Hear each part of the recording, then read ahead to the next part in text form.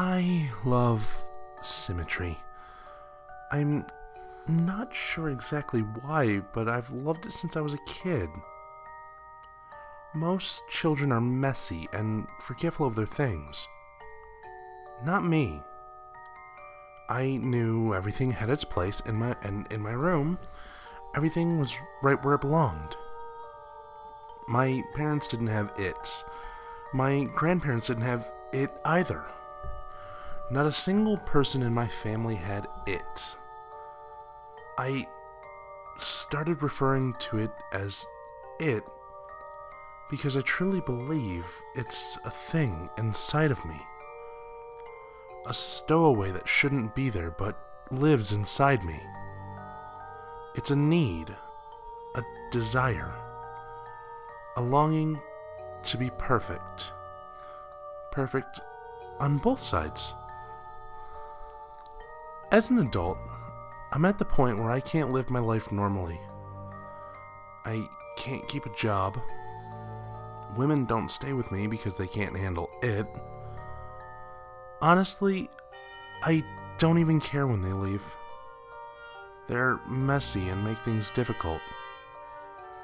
They roll over to my side of the bed instead of staying on their own. They leave dishes in one side of the sink but not the other.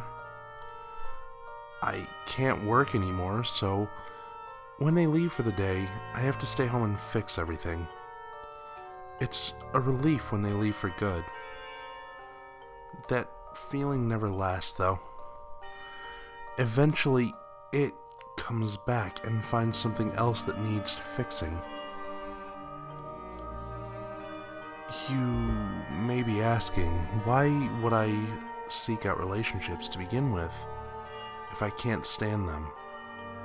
Well, it's hard for me to sleep in the middle of the bed all night without moving. Other than the relationship problem, my life is pretty much in order. I say pretty much because there's this one last issue that must be dealt with. You see, I have what's called heterochromia iridium, or two different colored irises. My right eye was cornflower blue, my left a pale green. Both of my parents have cornflower blue eyes. My siblings and cousins as well. My green eye is the broken one. It makes me unbalanced. Every time I look at myself in the mirror, it stares right back at me. It's all I can think about now. Everything is in its right place except my green little mistake. It didn't hurt at first when I dug the spoon under my eye. It didn't even hurt when it popped out and was hanging by my cheek. Was it shock that was keeping the pain away, or was it? I snipped the optic nerve and blotted the warm fluids that were streaming down my face. My vision being cut in half was a strange sensation.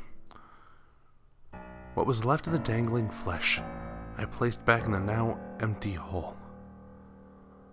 I bandaged the wound, rinsed the spoon, and went to sleep. I woke up happy. I slept better than I had in years. It was finally done. I was fixed. I got out of bed and stumbled to the bathroom. My body ached and my head was on fire. I flipped the switch in the bathroom and the light was blinding. I slowly removed the bandage that was soaked with blood and sticking to my face like tape. When I looked up to the mirror, my stomach turned. Only then had I realized what I'd done to myself, and I couldn't believe it. There was a hole in the left side of my face, but not the right. I was unbalanced again. And it was much harder digging out the second eye. My hands were shaky, and when I took the spoon in, I missed several times, puncturing my pupil 3 times before I got it in the right place. Once the eye popped out, I reached for my scissors to finish the job. The blood from the previous night had dried on the blade, so the scissors didn't cut very well. You know when you're a kid in elementary school and your teacher made you cut construction paper for art projects? Did you ever try to cut too many pieces at once and the scissors just couldn't take it? The blades would just kind of fold over each other and the paper would get pinned between them. That's what happened with my eye. The optic nerve was pinned between the 2 blades. It was stuck, and as I tried desperately and frantically to make it unstuck, I slipped on the blood and started falling to the floor. Reflexes kicked in, and I let go of my eye to try and break my fall with my hand. The weight of the stuck scissors on my hanging eye was unbearable. I knew I couldn't stand it long enough to make it to the kitchen to get a knife, so I pulled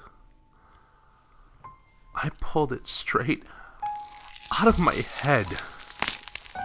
I felt the flesh tear from the inside of my skull. I felt it rip and spew liquids everywhere. I knew I was crying, but there was no telling the tears from the blood or the ocular fluid. When I heard the wet slap of bloody flesh against the tile floor, I knew I was done. I knew it was done. I could live my life now without having to see people's awful, messy, uneven lives. The relief washed over me, and I knew it would last this time. I had never felt this way before. Never had this much hope.